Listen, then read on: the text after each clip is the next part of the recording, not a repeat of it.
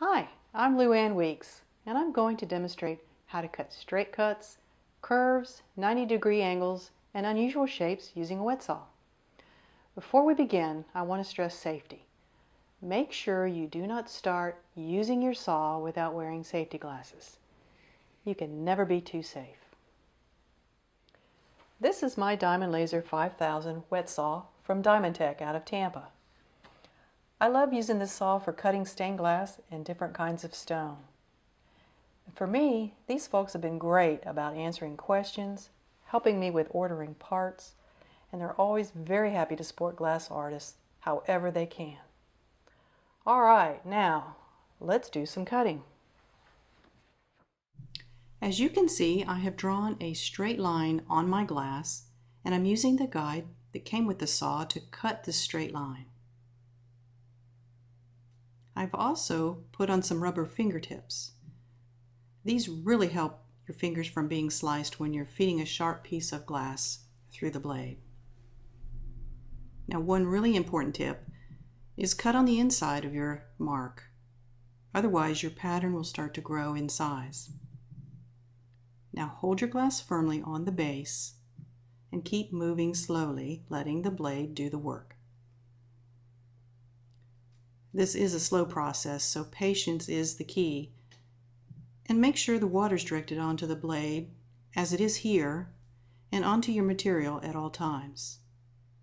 This helps preserve your blade and keeps your glass from splintering.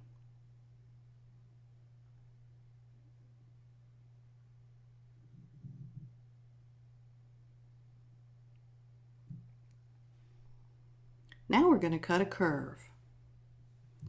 Curves are relatively simple, but you need to pay attention at all times. Don't try to turn the glass too quickly. Otherwise, you might twist your blade. So continue to feed it slowly and follow the curve pattern. Again, always make sure the water is hitting your blade and your material.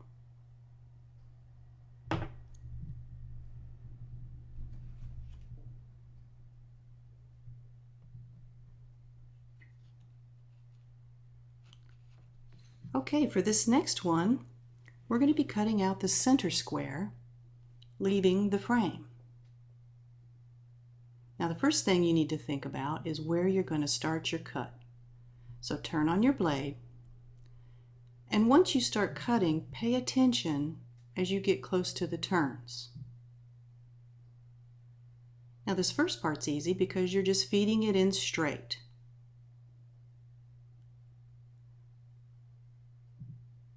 Now, you'll see as you approach your 90-degree turn that you will want to start to slow down and very gently ease it back. Slowly make your turn, let the blade do the cutting, and apply a little bit of pressure. Ease off a little bit and then continue until you're all the way around. Now, once you again go forward, you can apply more pressure at this point.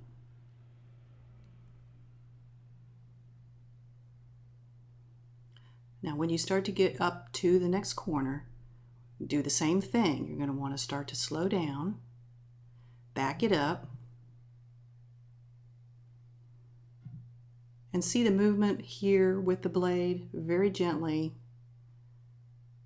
You want to start to turn around the corner. Now, this piece takes a little finesse and a little bit of practice. But once you start using the wet saw, you'll get the feel of the blade and the pressure that you need to use. So again, you can see when I start to get close to the edge, I'm going to start to slow it down. And I might back it up a little bit, and with just my fingertips, I'm going to work it around the edge. And then I even pause and let the blade catch up with cutting through the glass. After that, I'm going to start again with the last leg of this rectangle. Now I'm also placing my finger by the entering cut to support the glass and avoid any unwanted breaks in the glass.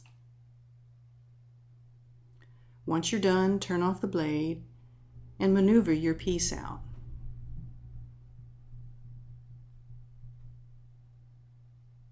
Sometimes this is a little bit easier said than done. And there you go.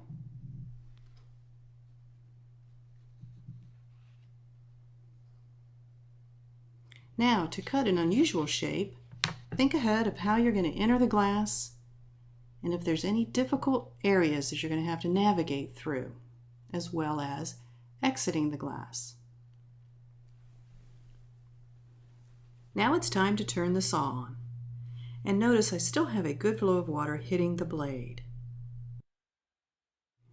And on this piece I'm entering it from the bottom left corner, and we're going to go around the curve. Work this part slowly. And a lot of times you have to readjust your hands and the way you hold it in order to steer around the curves. Again, ease up to allow the blade to go slowly around the curve, and then apply pressure again. Ease up a little bit as you work your way down to the very bottom of this shape. Apply a little bit more pressure here.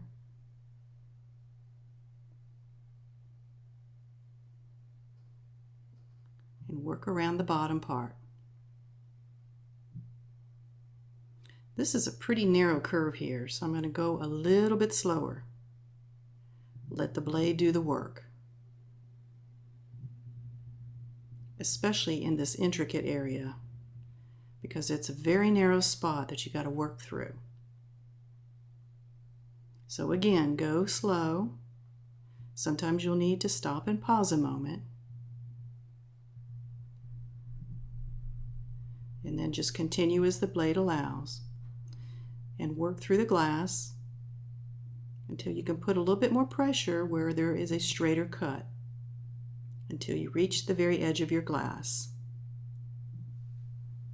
Then you can turn your blade off and you have your shape.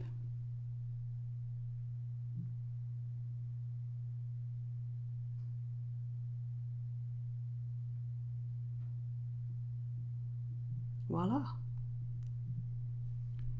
Now I have a question for you. What happens if you're in the middle of your cut and you need to stop? Say the phones are ringing or your cats are fighting, but you get interrupted and you have to stop. Well, here's what you do. The very first thing that's very important, turn off the blade and slowly ease your material back out from the blade very, very carefully.